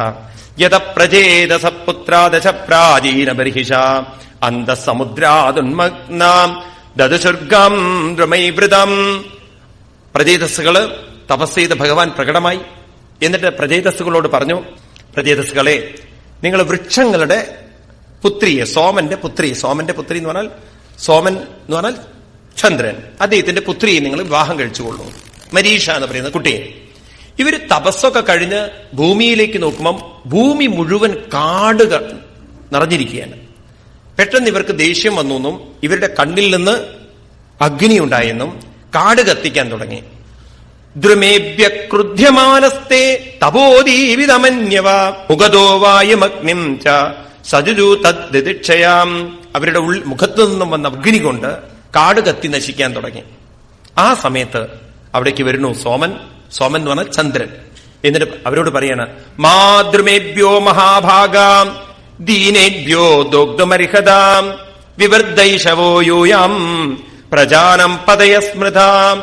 മാ, ഒരിക്കലും വരുത്, ദ്രുമേഭ്യ, ഈ വൃക്ഷങ്ങളെ നിങ്ങൾ ഇങ്ങനെ നശിപ്പിക്കരുത്. മഹാഭാഗ, ഭാഗ്യവാന്മാരെ, ഈ ദീനരായ വൃക്ഷങ്ങളെ നശിപ്പിക്കരുത്. കാരണം നിങ്ങളാണ് ഇതിനെയൊക്കെ സംരക്ഷിക്കേണ്ടത്. രാജാക്കന്മാരുടെ ധർമ്മമല്ലേ സംരക്ഷിക്കേണ്ടത്. നോക്കൂ, ഒരു 5000 വർഷങ്ങൾക്ക് മുമ്പഴത്തെ ഭാഗവതമാണത്. അന്ന് ഈ ഭൂമിയെ സംരക്ഷിക്കണമെങ്കിൽ ഭൂമിയിൽ എന്ത് വേണം? വൃക്ഷങ്ങൾ വേണം. ഇതിനെ മുഴുവൻ നശിപ്പിക്കാൻ പാടില്ല. നമുക്ക് നിലനിൽക്കാം, വേണം, വീട് കെട്ടണം, അതുപോലെ നമുക്ക് പല വികാസങ്ങളും വേണം. അപ്പൊ നമ്മളൊരു വൃക്ഷം നശിപ്പിച്ചാൽ പോലും, അതിനെ മുറിച്ചു കളഞ്ഞാൽ പോലും അതിന് പകരം വേറൊരു വൃക്ഷം നട്ടിരിക്കണം എന്ന് പറയുന്നത്. അതൊക്കെയാണ് ഭാരതീയ സംസ്കാരം എന്ന് പറയുന്നത്. നമ്മൾ പ്രകൃതിയെ നശിപ്പിച്ചുകൊണ്ട് ജീവിച്ചവരല്ല, പ്രകൃതിയെ സംരക്ഷിച്ചുകൊണ്ട് ജീവിച്ചവരാണ്. ഇന്ന് നോക്കൂ, നമുക്ക് ഭാരതീയ സംസ്കാരം പറയാനേ പറ്റുള്ളൂ. ഇന്ന് എത്രയോ നമുക്ക് നഷ്ടപ്പെട്ടു പോയി. ഈ ശ്ലോകങ്ങളൊക്കെ നോക്കൂ നിങ്ങൾ. ചന്ദ്രൻ വന്നിട്ട് പറയുന്നത്, നിങ്ങൾ വൃക്ഷങ്ങളെ മുഴുവൻ നശിപ്പിക്കരുതെന്ന് പറയുമ്പോൾ ഈ കാലഘട്ടത്തിൽ അതിന് പ്രസക്തിയില്ലേ? ഇല്ലേ? ഈ എറണാകുളം തന്നെ നിങ്ങൾ നോക്കൂ. ഒരു കാലഘട്ടത്തിൽ നിങ്ങളുടെയൊക്കെ കുട്ടിക്കാലത്ത് എത്ര വൃക്ഷങ്ങൾ ഉണ്ടായിട്ടുണ്ടാവും, ഇല്ലേ? ഇന്നിപ്പോ നമ്മൾ വൃക്ഷങ്ങളുണ്ടോ? ഉണ്ടെങ്കിൽ തന്നെ അത് സമ്മതിക്കുമോ വളരാൻ? എവിടെ എത്തിച്ചു കാര്യങ്ങൾ നോക്കൂ. എല്ലാവർക്കും നല്ല അന്തരീക്ഷം വേണം, പൊല്യൂഷൻ ഉണ്ടാവരുത്, ചൂട് കുറയണം. ഇതിനൊക്കെ എന്താ വഴിയുള്ളത്? നമുക്ക് എല്ലാവർക്കും മോഹങ്ങളുണ്ട്. ആ ഒരു ഫോർസൈറ്റ് എന്ന് പറയും, കാര്യങ്ങളെ മുൻകൂട്ടി കാണാനും ദീർഘവീക്ഷണങ്ങളൊക്കെ നമുക്ക് നഷ്ടപ്പെട്ടുകൊണ്ടിരിക്കുകയാണ്. നഷ്ടപ്പെട്ടു എന്ന് പറയാൻ പറ്റില്ല, എല്ലാവരുടെ ഉള്ളിലും ഉണ്ട്. ഇനി അതൊന്ന് ഉയർത്തിക്കൊണ്ടുവരണം. ഒരിക്കലൊരു കുട്ടി നടന്നു പോകുന്ന സമയത്ത് ഒരു വൃദ്ധൻ ഒരു മാവിന്റെ തൈ നടന്നുണ്ട് റോഡിന്റെ സൈഡിൽ. അപ്പൊ ഈ കുട്ടി ചോദിച്ചു, അമ്മാവൻ ഇത് നട്ട് അതിൽ മാങ്ങ വന്ന് അമ്മാവന് കഴിക്കാനുള്ള യോഗം ഉണ്ടാവുമോ? കുട്ടിയുടെ ചിന്ത അതാണ്. ഉടനെ അമ്മാവൻ പറയാണ് കുട്ടിയോട്, നിന്റെ പ്രായത്തിൽ ഞാൻ മാങ്ങ കഴിച്ചത് അതൊന്നും ഞാൻ നട്ടുപിടിപ്പിച്ചതായിരുന്നില്ല. എന്റെ പൂർവികന്മാര് ആരോ കാരണവന്മാര് നട്ടുപിടിപ്പിച്ചതായിരുന്നു അത്. അതാണ് ഞാൻ വാങ്ങിയിട്ട് കഴിച്ചത്. അതുകൊണ്ട് ഞാൻ നാളത്തെ തലമുറയ്ക്ക് വേണ്ടി ഒന്ന് നട്ടുവെച്ചിട്ട് പോവുകയാണ്. ഇങ്ങനെ ആയിരിക്കണം നമ്മൾ ഓരോരുത്തരും. നമ്മുടെ ഒരു ചെടി നട്ടുകൊണ്ടായിരിക്കണം നമ്മളൊക്കെ പോവേണ്ടത്. എനിക്ക് പറയാനുള്ളത്, നിങ്ങളൊക്കെ നേതൃത്വം കൊടുക്കണം. റോഡ് സൈഡുകളൊക്കെ കംപ്ലീറ്റ് മരങ്ങളൊക്കെ കൊണ്ട് നിറച്ച്, റോഡിന്റെ നടുക്ക് വേണ്ട, എവിടെയൊക്കെ സൗകര്യങ്ങളും സ്ഥലങ്ങളും മുനിസിപ്പാലിറ്റിയുടെ പെർമിഷൻ വാങ്ങിച്ച് അന്ന് ഒരു മരം ഏതെങ്കിലും ഒരു ദിവസം. ഭഗവാൻ ശ്രീകൃഷ്ണൻ നോക്കൂ, അത് ഏറ്റവും ഇഷ്ടപ്പെട്ടത് മരങ്ങളെ, കാടിനെയാണ് ഇഷ്ടപ്പെട്ടത്. അദ്ദേഹം ലീലകളാടുന്ന സ്ഥലത്തിന്റെ പേര് തന്നെ വൃന്ദാവനം എന്നാണ്, അല്ലേ? ഭഗവാൻ ഏറ്റവും ഇഷ്ടപ്പെട്ടത് അതാണ്. അതുപോലെ തന്നെ ഭഗവാൻ എപ്പോഴും കളിക്കുന്നതുമൊക്കെ വൃക്ഷങ്ങളിലാണ്. ഗോപികമാരുടെ വസ്ത്രം എടുത്തുകൊണ്ട് വൃക്ഷത്തിന്റെ മുകളിലാണ് പോകുന്നത്. കാളിയ മർദ്ദനമാടാൻ കടമ്പ വൃക്ഷത്തിന്റെ മുകളിലാണ് കയറുന്നത്. ഭഗവാൻ എത്രയോ മരത്തിന്റെ മുകളിൽ കയറിയിട്ടുണ്ട്. അങ്ങനെയൊക്കെ നമ്മുടെ ഭഗവാന്മാര് പോലും പ്രകൃതിയെ സ്നേഹിച്ച, പ്രകൃതിയിൽ കളിച്ച ആളുകളായിരുന്നുവെങ്കിൽ ഇതിനെ നശിപ്പിച്ചിട്ടുള്ളൊരു ഭക്തി ആവുമോ? അപ്പൊ നമുക്ക് ആ ഒരു ചിന്തനം വേണം. പ്രകൃതിയെ നമ്മൾ നശിപ്പിക്കരുത്. എന്റെ വക ഒരു വൃക്ഷം ഞാൻ നട്ടിരിക്കണം. ഇതൊക്കെയാണ് ഭാഗവതത്തിൽ ജീവിക്കുക എന്ന് പറയുന്നത്. അല്ലാതെ ഭാഗവതം കേട്ടുപോയത് കൊണ്ട് എന്നെ സംബന്ധിച്ച് ഒരു പ്രയോജനം ഉണ്ട് തോന്നില്ല. നമ്മള് ഏത് പ്രകൃതിയിലാണോ ജീവിക്കുന്നത്, ആ പ്രകൃതിയെ നമുക്ക് തന്നതിനെല്ലാം സഹായം ചെയ്തുകൊണ്ട്, തിരിച്ച് പ്രത്യുപകാരം ചെയ്തുകൊണ്ട് വേണം. അതുകൊണ്ട് പറയുന്നു, മാതൃമേഭ്യോ മഹാഭാഗ ദീനേഭ്യോ ദോഗ്ധമർഹതാം വിവർദ്ധൈഷവോ യൂയം പ്രജാനം പതയസ്മൃതാം അന്നം ചരാണാമചരാഹ്യപദ പാദചാരിണം അഹസ്താഹസ്തയുക്താനം ദിപദം ചതുഷ്പദാം. ഈ ഭൂമിയിൽ നിന്നാണ് അന്നം വരുന്നത്. ചരാണാം അചരാം ഹ്യപദ പാദചാരിണം, നടക്കുന്നവർക്കും ഇരിക്കുന്നവർക്കും കിടക്കുന്നവർക്കും, അഹസ്ത കൈയുള്ളവർക്കും കൈയില്ലാത്തവർക്കും, എന്ന് വെച്ചാൽ സർവചരാചരങ്ങൾക്കും എവിടുന്നാ ഭക്ഷണം വരുന്നത്? ഭൂമിയിൽ നിന്നാണ്. നമ്മളെയൊക്കെ ഭാഗവതം പെടുത്തിയിരിക്കുന്നുണ്ടല്ലോ ദിപതാം. ദിപതം എന്ന് പറഞ്ഞാൽ 2 കാലുള്ളവര്. നമുക്കൊക്കെ ഭൂമിയിലുള്ള ഭക്ഷണമാണ് പറഞ്ഞിരിക്കുന്നത്. അതായത് മനുഷ്യൻ എന്ന് പറയുന്നത് പൊതുവെ വെജിറ്റേറിയൻ ആയിരിക്കണം എന്നാണ്. നമ്മളൊക്കെ വെജിറ്റേറിയന്മാരാണ് ഒറിജിനല്. നിങ്ങൾ ജനിച്ചു വരുമ്പോൾ നോൺ വെജിറ്റേറിയൻ ആയിട്ടാണ് വന്നത് ആണോ? ഒരാൾ നോൺ വെജ് ഡയറ്റല്ല വരുന്നത്. എല്ലാവരും വെജിറ്റേറിയന്മാരാണ്. പിന്നെ പിന്നെ പിന്നെ പിന്നെ പിന്നെ അങ്ങോട്ട് മാറുകയാണ്. അതിനെക്കുറിച്ച് നല്ല ചിന്തകളൊക്കെ ചിന്തിക്കണം. വെജിറ്റേറിയൻ ആണോ നോൺ വെജിറ്റേറിയൻ ആണോ ആവശ്യം എന്നുള്ളത്. പക്ഷെ ഭാഗവതം പറയുന്നു നമ്മളൊക്കെ വെജിറ്റേറിയന്മാരാണ്. കഴിയുന്നതും നമ്മൾ വെജിറ്റേറിയനിൽ നിന്നു കഴിഞ്ഞാൽ ശാരീരികമായി ആരോഗ്യത്തിൽ ഒരുപാട് മാറ്റങ്ങൾ തീർച്ചയായിട്ടും ഉണ്ടാവും. മറ്റത് ഒരുപാട് സയന്റിഫിക് ആയിട്ട് ശരിയല്ല എന്ന് കുറെ കഴിഞ്ഞാൽ മനസ്സിലാവും. കഴിക്കരുതെന്നൊന്നും പറഞ്ഞുകൊണ്ട് കാര്യമില്ല. ആളുകളോട് ചിന്തിച്ച് മനസ്സിലാക്കുക അതിനെന്തെല്ലാം ദോഷങ്ങളുണ്ട് എന്നുള്ളത്. എന്നിട്ടോ യൂയം ചപ്പിത്രാന്വാദിഷ്ടാം ദേവദേവേന ചാനഘാം പ്രജാസർഗായ ഹി കഥം വൃക്ഷാൻ നിഗ്ധർദ്ദുമർഹതാം. നിങ്ങളാണെങ്കിൽ പിതാവിൽ നിന്നും അതുപോലെ ഭഗവാനിൽ നിന്നും അനുഗ്രഹം വാങ്ങിച്ചവരാണ്. ആര്? പ്രജേതസ്സുകൾ. അച്ഛൻ തപസ്സിന് വേണ്ടി പറഞ്ഞയച്ചതാണ്. അവിടെ വെച്ച് ഭഗവാനെ രുദ്രഗീതം ചൊല്ലാൻ സാധിച്ചു അല്ലേ? ആ ഭാഗ്യമൊക്കെ കിട്ടിയ നിങ്ങള്, പ്രജകളെ വർദ്ധിപ്പിക്കേണ്ട നിങ്ങള് ഈ വൃക്ഷങ്ങളെ ഇങ്ങനെ നശിപ്പിക്കുന്നത് ശരിയാണോ? അതുകൊണ്ട് നിങ്ങൾ കോപമൊക്കെ അടക്കി ഇനി എന്ത് വേണം? ഇനി ഈ വൃക്ഷങ്ങളുടെ മകളായിരിക്കുന്ന എന്റെയൊക്കെ പുത്രിയായിരിക്കുന്ന മരീഷയെ വിവാഹം കഴിക്കൂ എന്ന് പറഞ്ഞ് അവരെ അനുഗ്രഹിക്കുകയാണ്. അലം ദഗ്ധീദ്രുമേദീനൈ ഗിലാനം ശിവമസ്തുവ വാക്ഷീഹേഷാവരാകന്യ പത്നിത്വേ പ്രതിഗൃഹ്യതാം.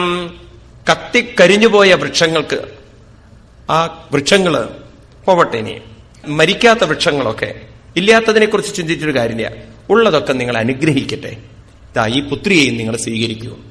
അപ്പൊ വൃക്ഷങ്ങൾക്ക് പോലും നമ്മളെ അനുഗ്രഹിക്കാൻ കഴിവുണ്ട് എന്നൊക്കെയാണ് പറയുന്നത്. അതൊക്കെ വളരെ സത്യമാണ്. ഡോക്ടർ JC ബോസിന്റെ കഥ ഞാൻ നിങ്ങളോട് പറഞ്ഞു അല്ലേ? അദ്ദേഹം കൽക്കട്ടയില് അദ്ദേഹത്തിന്റെ റിസർച്ചിലൂടെ മനസ്സിലാക്കിയൊരു കാര്യം, ചെടികൾക്കും മനസ്സുണ്ട് എന്നുള്ളതാണ്. മനുഷ്യർക്ക് മാത്രമല്ല മനസ്സ്, ആർക്കുണ്ട്? ചെടികൾക്കും ഉണ്ട്. അപ്പൊ നമുക്ക് അവരോടൊക്കെ സംവദിക്കാൻ പറ്റുമെന്നാ പറയുന്നത്. അദ്ദേഹത്തിന്റെ ഗവേഷണത്തിൽ അങ്ങനെയൊക്കെയാണ് അദ്ദേഹം പറയുന്നത്. ഒരു പക്ഷെ നമുക്കിപ്പോൾ അത് പറഞ്ഞാൽ മനസ്സിലാവില്ല. കാരണം ഒന്നാമത് വൃക്ഷങ്ങളില്ല, പിന്നെ ഉള്ളതൊക്കെ എന്താണ് കെമിക്കൽ ഇട്ടിട്ടുണ്ടാക്കിയ സാധനങ്ങളാണ് നമുക്ക് കിട്ടുന്നത്.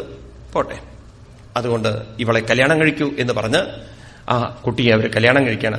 തം പ്രഹിബ്ദം ആലോക്യ പ്രജാസർഗം പ്രജാപതി പിന്യപാത അനുപവ്രജ്യ സോചരൽ ദുഷ്കരം തപ.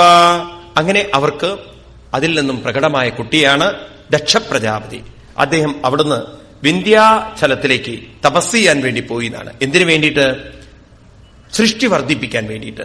അവിടെ ചെന്ന് അദ്ദേഹം അസ്തൗഷീദം സഗുഹ്യേന ഭഗവന്തമതോക്ഷരം തുഭ്യം ദദപിദാസ്യാമി കസ്യാദുഷ്യൽ യദോഹരി. അവിടെ വെച്ച് അദ്ദേഹം ഹംസഗുഹ്യം എന്ന് പറയുന്ന ഒരു സ്തോത്രം ചൊല്ലിക്കൊണ്ട് ഭഗവാനെ സന്തോഷിപ്പിച്ചു, ഭഗവാനെ ഉപാസിച്ചു എന്നാണ്. അതാണ് ഭാഗവതത്തിലെ 6ാമത്തെ സ്കന്ധത്തിൽ 4ാമത്തെ അധ്യായത്തിൽ വരുന്ന ഈ ഹംസഗീതം. ഹംസഗീതം എന്ന് പറഞ്ഞാൽ ഇവിടെ ഹംസ ഗുഹ്യഗീതം, അതാണ് അതിന് പറയാ. പ്രജാപതിരുവാച, പ്രജാപതി എന്ന് പറഞ്ഞാൽ ഇവിടെ ദക്ഷപ്രജാപതി. അപ്പൊ ദക്ഷൻ ഭഗവാനെ സ്തുതിക്കുകയാണ്. നമപരായ വിദദാനുഭൂതയേ ഗുണത്രയാഭാസ നിമിത്ത ബന്ധവേ അധിഷ്ഠതാംനേ ഗുണതത്വബുദ്ധിഭിർ നിവൃത്തമാനായ ദദേ സ്വയംഭുവേ. നമപരായ വിദദാനുഭൂതയെ, എല്ലാവരിലും വിദദാനു അനുഭൂതയെ, എല്ലാവരിലും നിറഞ്ഞിരിക്കുന്ന, എല്ലാവരിലും ധാരാളം പരിപൂർണമായി നിറഞ്ഞിരിക്കുന്ന ഗുണത്രയാഭാസം, ഗുണത്രയങ്ങളിൽ അതീതമായി ഗുണത്രയങ്ങളെ പ്രകാശിപ്പിക്കുന്ന നിമിത്ത ബന്ധവേ, മനസ്സാകുന്ന ശക്തി കൊണ്ട് മനസ്സിലാക്കാൻ സാധിക്കുന്ന, എന്നാൽ അധിഷ്ഠതാംനേ കണ്ണുകൊണ്ടോ മറ്റോ കാണാൻ സാധിക്കാത്ത ഗുണതത്വബുദ്ധിഭിർ നിവൃത്തമാനായ, ഏതൊരു വ്യക്തിയാണോ തന്റെ മനസ്സിനെ ആ തത്വത്തിലേക്ക് നിവൃത്തി ചെയ്യുന്നത്, കൊണ്ടുവരുന്നത്, അതിലേക്ക് ഡൈവേർട്ട് ചെയ്യുന്നത്, അവർക്കറിയാൻ സാധിക്കുന്ന സ്വയംഭൂവായിരിക്കുന്ന അങ്ങയ്ക്ക് നമസ്കാരം. ഇതൊക്കെ പറയുമ്പം ആരെയായിട്ടാണ് കാണുന്നത്? ഭഗവാൻ എവിടെയായിട്ടാണ് കാണുന്നത്? ഭാഗവതത്തിൽ ഓരോ ശ്ലോകങ്ങളും സ്തുതികളൊക്കെ എടുത്ത് നോക്കിക്കഴിഞ്ഞാലല്ലോ, ഭഗവാനെ സ്തുതിക്കുമ്പോ അവര് സ്തുതിച്ചതൊന്നും അവരിൽ നിന്നും അന്യമായൊരു ഭഗവാനെയല്ല. അപ്പൊ ഈ ശരീരത്തെ നിലനിർത്തുന്നത് മനസ്സ്, മനസ്സിനെ നിലനിർത്തുന്നത് ഉള്ളിൽ നിറഞ്ഞിരിക്കുന്നൊരു ചൈതന്യം. ഇത് നമ്മുടെ ഉള്ളിൽ നല്ലവണ്ണം ഉറയ്ക്കണം. അപ്പൊ നമ്മുടെ ശരീരത്തെ നിലനിർത്തുന്നത് ആരോഗ്യമുള്ളൊരു മനസ്സാണ്. അത് നമുക്ക് ബോധ്യം വരണമെങ്കിലുണ്ടല്ലോ, നമ്മൾ ഈ മെന്റൽ ആയിട്ടുള്ള ആളുകളെ നോക്കിയാൽ മതി.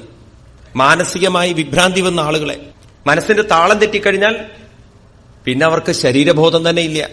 വസ്ത്രം മര്യാദയ്ക്ക് ഉടുക്കില്ല, പല്ല് തേക്കില്ല, കുളിയില്ല. ഉണ്ടോ ഇല്ലയോ? മനസ്സിന്റെ താളം തെറ്റിക്കഴിഞ്ഞാൽ കഴിഞ്ഞു അതൊക്കെ. അപ്പൊ ഇപ്പോ നമ്മൾ ഇതൊക്കെ ശ്രദ്ധാപൂർവം കൊണ്ടു നടക്കുന്നതിന് കാരണം നമ്മുടെ മനസ്സ് ബാലൻസ്ഡ് മനസ്സാണ്. അപ്പൊ ഈ ശരീരത്തെ ആരാ കൊണ്ടു നടക്കുന്നത്? മനസ്സ് തന്നെയാണ്. അത് നമ്മളാരും ശ്രദ്ധിക്കാറില്ല ഇതൊന്നും. മനസ്സെന്ന് പറയുന്ന ശക്തിയാണ് ഇതിനെ ഉണർത്തുന്നത്, ഇതിനെ പ്രവർത്തിപ്പിക്കുന്നത്, ഇതിന്റെ ആരോഗ്യത്തെ കൊണ്ടു നടക്കുന്നൊക്കെ മനസ്സാണ്. ശരീരത്തിന്റെ ആരോഗ്യം പോലും നിശ്ചയിക്കുന്നത് ആരോഗ്യമുള്ള മനസ്സാണ്. നിങ്ങളൊരു സാധനം കഴിച്ചിട്ട് നിങ്ങൾക്ക് ചെറിയൊരു സംശയം തോന്നിയാൽ മതി, അതിലെന്തോ ഉണ്ടോ. അന്നത്തെ ദിവസം നിങ്ങൾക്ക് ഭക്ഷണം കഴിക്കാൻ പറ്റില്ല. എന്ന് മാത്രമല്ല, കഴിച്ച ഭക്ഷണമൊക്കെ പുറത്തേക്ക് വരുത്താൻ പ്രയാസമില്ല. അമ്മായിയമ്മയും മരുമകളും കൂടി കല്യാണത്തിന് പോയിട്ട് ലാസ്റ്റ് റൗണ്ടിൽ അമ്മായിയമ്മ ഇരിക്കുന്നത്, മരുമകൾ ഇരുന്നിട്ടില്ല. അപ്പോഴാണ് അമ്മായിയമ്മ പായസം കുടിച്ചുകൊണ്ടിരിക്കുമ്പോഴാണ് മരുമകൾ വന്ന് ചോദിക്കുന്നത്, കുടിച്ചു അമ്മയെന്ന്. പറഞ്ഞു, കുടിച്ചുവല്ലോ. എന്തു പറ്റി? അല്ല, കുടിച്ചു എന്നുണ്ടെങ്കിൽ ഇനി പറഞ്ഞിട്ട് കാര്യമില്ല പോരെ. അപ്പോഴേക്കും അമ്മായിയമ്മയുടെ തലയിലേക്ക് എന്തോ കയറി. എന്തു പറ്റി? പായസത്തിന് എന്താ ഉള്ളത്? ഒന്നുമില്ല, കുടിച്ചു കഴിഞ്ഞാൽ ഇനിയിപ്പോ അതിനെ കുറിച്ച് പറഞ്ഞിട്ട് കാര്യമില്ല. പറയടി, എന്താ അതിന് പറ്റി? ഒന്നുമില്ല അമ്മ കഴിച്ചോളൂ. കുടിച്ചു കഴിഞ്ഞാൽ ഇനിയിപ്പോ എന്താ പറഞ്ഞിട്ട് കാര്യം? അപ്പോഴേക്കും അമ്മായിയമ്മയ്ക്ക് ഇങ്ങോട്ട് വരാൻ തുടങ്ങി. കാര്യമായിട്ട് അതിലെന്തോ കുഴപ്പമുള്ളതുപോലെ. കാരണം പായസത്തിന്റെ കാര്യമൊന്നും പറയാൻ പറ്റില്ലല്ലോ എന്താ ഏതാന്നുള്ളത്. അമ്മായിയമ്മയ്ക്ക് ആകെ അസ്വസ്ഥയായി. അമ്മായിയമ്മ ചോദിച്ചു, എന്തു പറ്റി? അമ്മ ഒന്നും പറ്റിയിട്ടില്ല, അത് അമ്മ കഴിച്ചു കഴിഞ്ഞില്ലായിരുന്നെങ്കിൽ എനിക്ക് കുറച്ച് കുടിക്കാന്ന് വെച്ചിട്ടാണ്. അടുക്കളയിൽ ചെന്നപ്പോ പറഞ്ഞു പായസം കഴിഞ്ഞു വന്നു.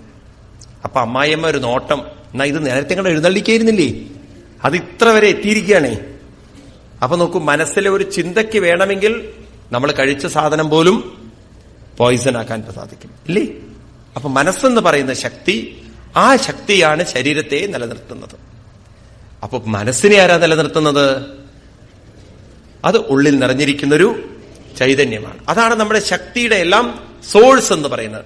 അതിനെയാണെങ്കിലോ അദൃഷ്ടം, അതിനെ ഒന്നും കാണാൻ സാധ്യമല്ല. അതെന്തുകൊണ്ടാണ് കാണാൻ സാധിക്കാത്തത്? കാരണം മനസ്സിന് വല്ലതും കാണണമെങ്കിൽ രൂപങ്ങളെ കാണാൻ സാധിക്കുള്ളൂ. എന്നാൽ ഈ ശക്തിയെ സംബന്ധിച്ചോ അതിന് യാതൊരു രൂപങ്ങളും ഇല്ല.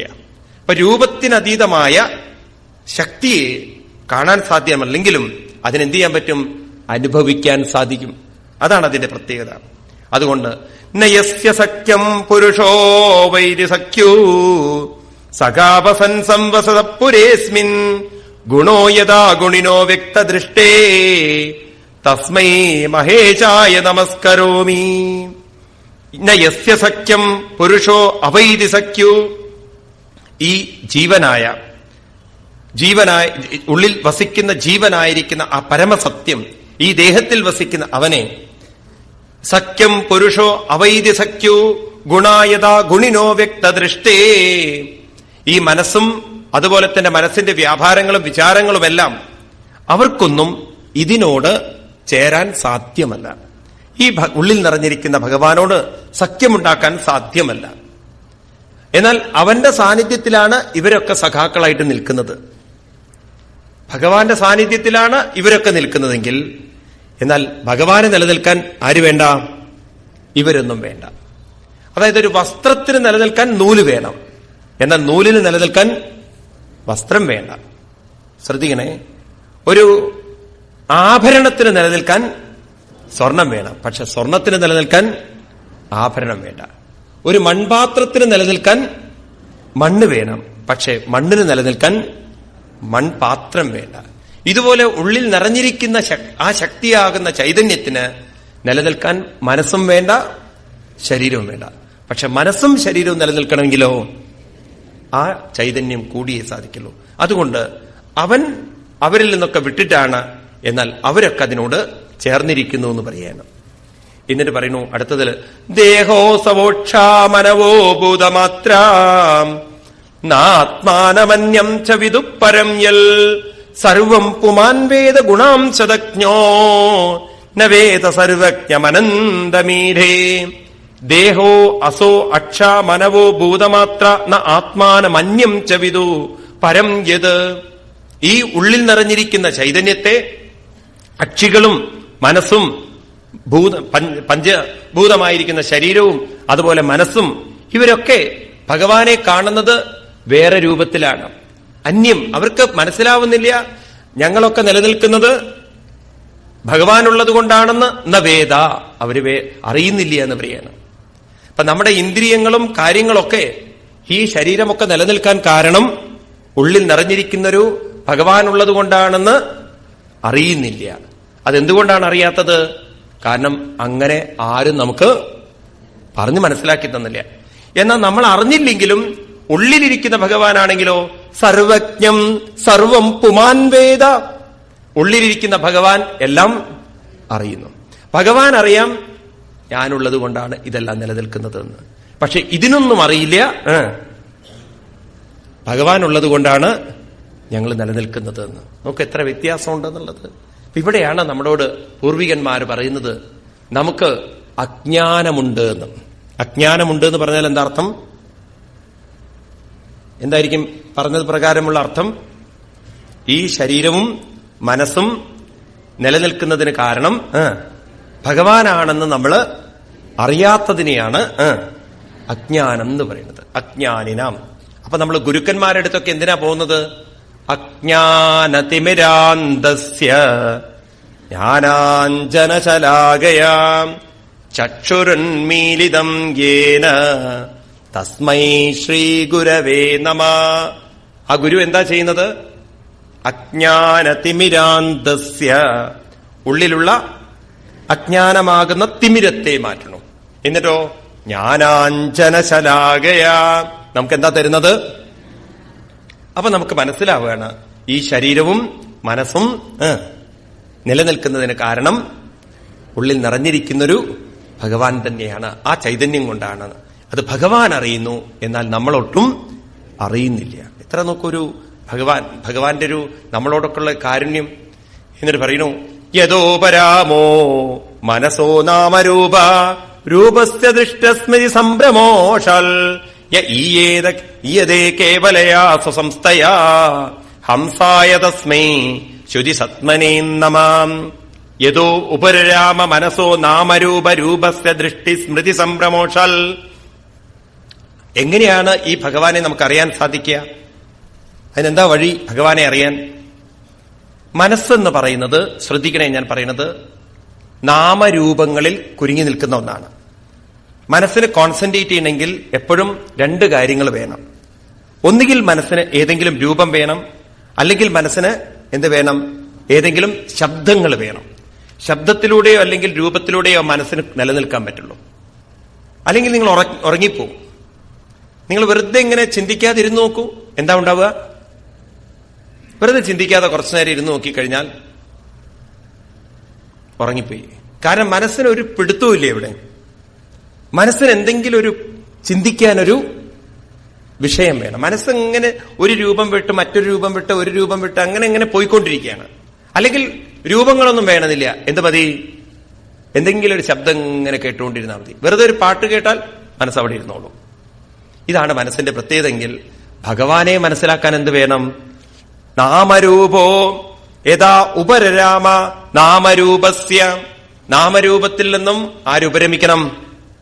മനസ്സുപരമിക്കണം. മനസ്സുപരമിക്കുക എന്ന് പറഞ്ഞാൽ അതിനെ വിട്ടുകൊണ്ട് വേണം ആരിലേക്ക് തിരിയാൻ? ഭഗവാനിലേക്ക് തിരിയാൻ. ഇത്തിരി പ്രയാസമുണ്ടത്.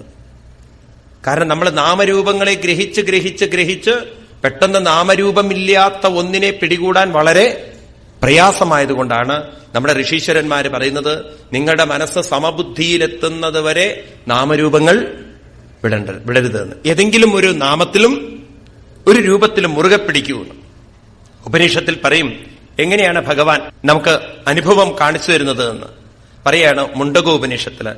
നായമാത്മാ പ്രവചനേന ലഭ്യ. കുറെ